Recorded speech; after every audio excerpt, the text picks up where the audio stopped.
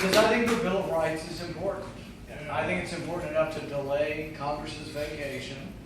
It also annoyed me a little bit what we were going to talk about, they'd known about for 4 years. It had been coming up. It had a date certain that was going to expire. And why did they want to wait till the very end? Because they want to crunch it, and they want everybody to be anxious to leave town. They want no debate, and they just want to keep doing what they're doing. What they've been doing is collecting all of your phone records all of the time. Not an individual's phone records, not John Doe's phone records, not somebody who they have suspicion, not somebody who they have probable cause of committing a crime, just everybody. This is what our founding fathers fought the revolution of. John Adams said that James Otis's fight against general warrants that were not specific, John Adams said that this fight was the spark that led to the revolution. What our founding fathers were upset about was that the king was letting soldiers write warrants and go in anyone's house. It was a generalized warrant. Why? Because they wanted to see if your papers had been stamped with the stamp tax. When you read about our history, they say the hated stamp tax. They hated it because they didn't get to vote on it. It was voted on in England, so they didn't feel like they had a say in their government. But what they particularly hated was soldiers coming into their house with a warrant that didn't have their name on it. There had been no suspicion and not gone to the judge. So we fast forward to today's times. We had a terrible attack on 9/11. We should punish those who attack us. We should keep them from attacking us. We should protect America. But can you have your liberty and have security also? Franklin said that those who give up their liberty in exchange for security may wind up with neither. That can happen. The people who love the government program, they say, well, the government's not abusing it. I say, yet. There have been times in our history when we did things, when we generalized, when we didn't make a specific accusation, when we said, everybody whose parents were from Japan, every Japanese American in California is going to be rounded up and put in a prison. We did that. That was wrong. We've now kind of admitted that it was wrong. People say, we'll never do that again. The president says, I'm a good man. I wouldn't do that. The problem is what Madison said about government is that if government were comprised of angels, we wouldn't have to worry about the law. But since government is not often comprised of angels, you do worry about the law. And if you look at the history of even our country, the greatest, freest country, there have been times when we let our guard down and did things we shouldn't have done. Rounding up the Japanese Americans in World War II is one. Lack of jurisprudence, lack of due process for African Americans in the South was another. Spying on civil rights leaders was another. Spying on Vietnam protesters was another. The thing is, you have to be careful about allowing too much power to gravitate to one body of people or one person. Lincoln wrote that any man can stand adversity, but if you want to challenge a man, give him power. I think that's where we fail. We've let too much power gravitate to the presidency, too much power gravitate away from the states and the people to Washington, and there's always the danger that that power will be abused. Some say, well, there's no evidence the government's abusing all these records. Do you know what they can determine from your phone records? 2 students at Stanford did a voluntary app on a phone and asked a bunch of kids just to volunteer for it, and they wanted to determine what they could tell by who you call and the length of phone calls. 85% of the time they could tell what your religion was. Nearly 100% of the time they could tell who your doctor was. If your doctor was a rheumatologist, they can guess what your disease is. If your doctor was an infectious disease doctor, they might well be able to guess what you're going to your doctor for. So there's all kinds of things you can tell about people. The people on the other side of this argument say that the Fourth Amendment, the right to have only an individualized warrant, doesn't apply to your records.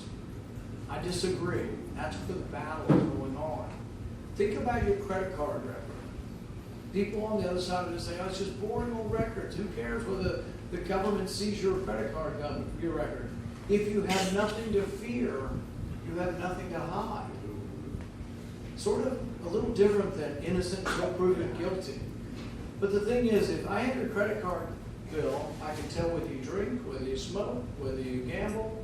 I can tell what magazines or books you read. I can tell who your doctors are.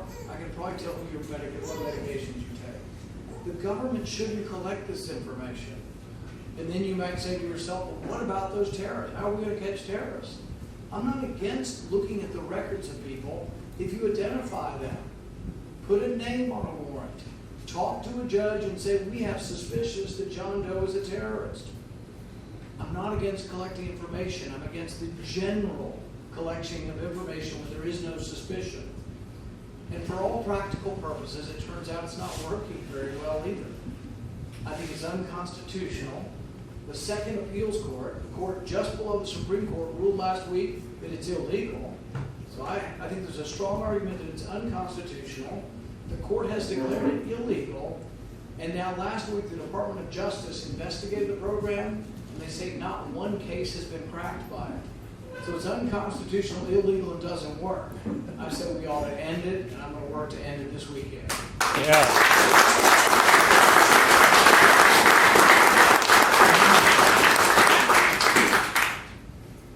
I started out, and really most of my career was spent as a physician. Still am a physician. I still operate and do some surgery around Kentucky and some internationally. And when I decided to run for office, people said, well, why would you give up on a profession that is almost universally respected to go into a profession that's still forgotten? And I tell people I got tired of throwing things at my TV. Really, it wasn't so much unhappiness with Democrats. It was actually unhappiness with Republicans. It said they were going to help, said they were going to do something better, and then turned out to be no better than the Democrats. I was unhappy that under Republicans, the deficit doubled. Now, under Democrats, it's worse. Well, we didn't do a very good job when we were in charge either. I was unhappy that under Republicans, we bailed out all the banks. I don't understand why a guy making $100 million in New York every year runs his bank into bankruptcy, and then asks all of us here in what they call flyover America to pay for some bankers' mistakes. We should have never bailed them out, but it was the Republicans and the Democrats got together and bailed them all out. I think there's no reason we should send educational responsibility to Washington. I think it ought to be done here locally.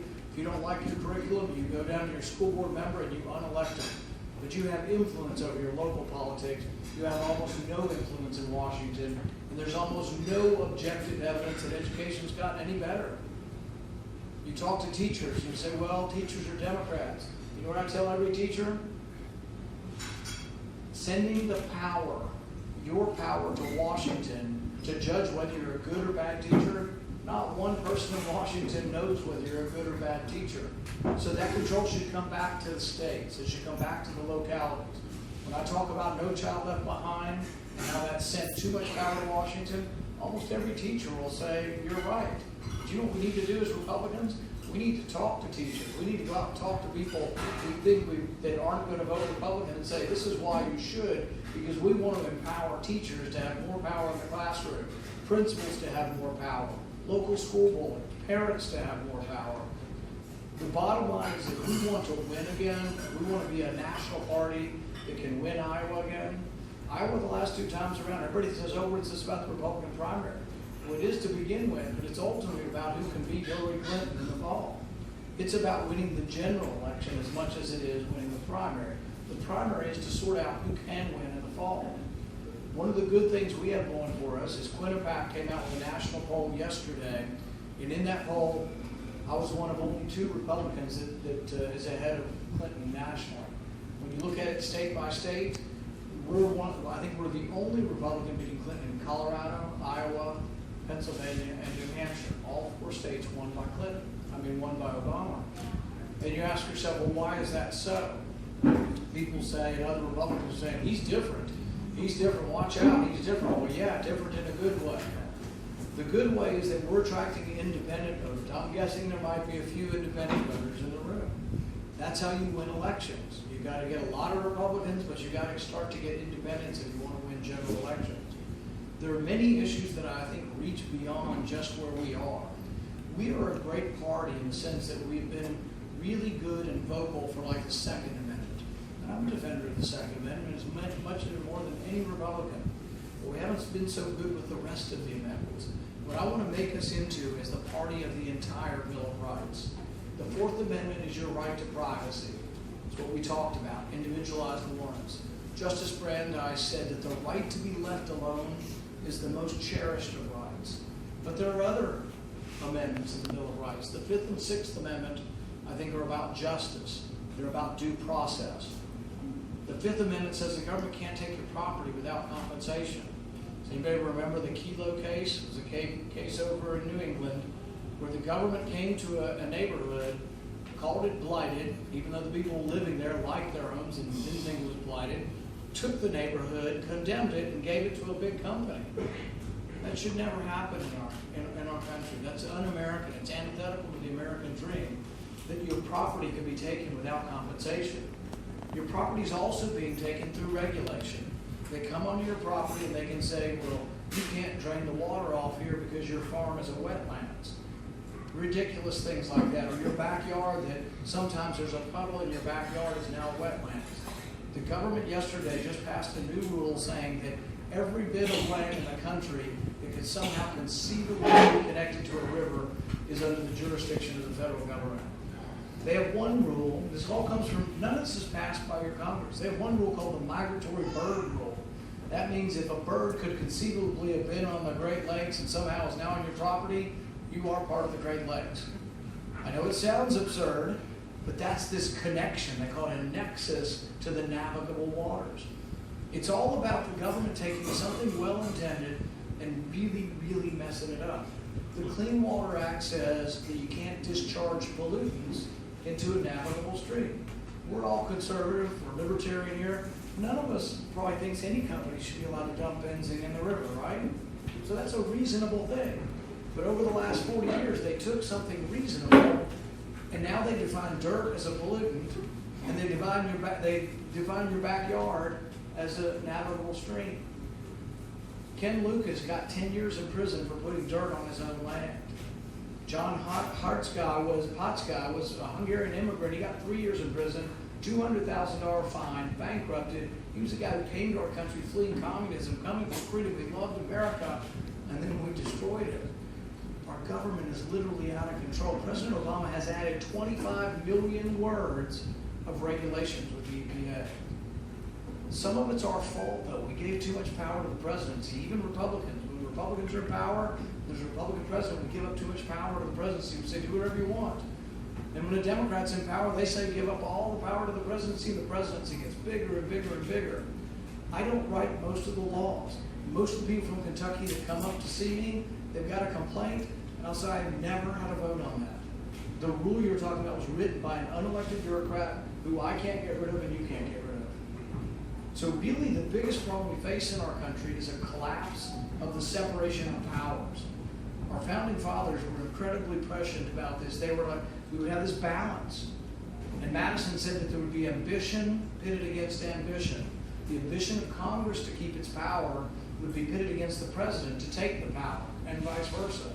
Somewhere along the way it broke down, and all the power is going to the presidency. So it isn't just about how bad President Obama is, although we could list the ways. It's about power, letting too much power gravitate to the presidency. What I want to do is figure out how we become a party of the entire Bill of Rights. The Sixth Amendment says that you have a right to a trial by jury, a speedy trial by jury. In 2011, we passed a law that says that an American citizen, any one of you, could be arrested and detained without a trial. And I was in the middle of this debate with a prominent Republican senator, who won't name any names, from Arizona. And I looked at him and I said, does this mean you would send an American citizen to Guantanamo Bay without a trial, without a lawyer? And he said, yeah, if they're dangerous. So, well, it kind of begs the question, doesn't it? Who gets to decide who's dangerous and who's not? What's the problem? Richard Jewell was the guy everybody said was the Olympic bomber. Remember him? He wasn't the Olympic bomber. He fit the profile, though. He wore glasses. He was introverted. He had a backpack on. He looked suspicious. The TV, everybody said he did it. Turns out he didn't do it. That's why we have trials. That's why we don't have indefinite detention. And imagine if Richard Jewell had been a black man in the South. What would have happened to him? This is why we have due process. This is why you get a lawyer. to prevent bias from entering into it. It's why you want a judge to sign a warrant before they come in your house, because the judge is supposed to be dispassionate, and if for some reason the policeman or woman has bias built up into them, they're angry at you because they don't like you, they call somebody who doesn't know you to get permission. So it's this balance, this check and balance. And I'll give you one final example of how I think we ought to be the party of the entire Bill of Rights. There was a young black kid in the Bronx, Khalid Browder, and he was accused of a crime. I don't know if he committed the crime or not. He was 16. He was put in Rikers Island, and he was kept there for 3 years. He was kept in solitary confinement, and he tried to commit suicide several times.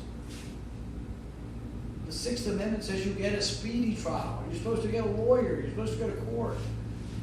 You probably wouldn't let any of your kids spend overnight in Rikers Island if you could get them out. But he was born, he had no money. So realize why some people are unhappy in our country is they don't think they're being treated fairly. We've got to protect the whole Bill of Rights. And if we want to be the dominant party, if the Republican Party wants to be big enough to win Iowa and everywhere, we need to be the party that cares about the Sixth Amendment as much as we care about the Second Amendment. When that happens, we're going to dominate. I want to be part of that, and I hope you do too. Thank you very much.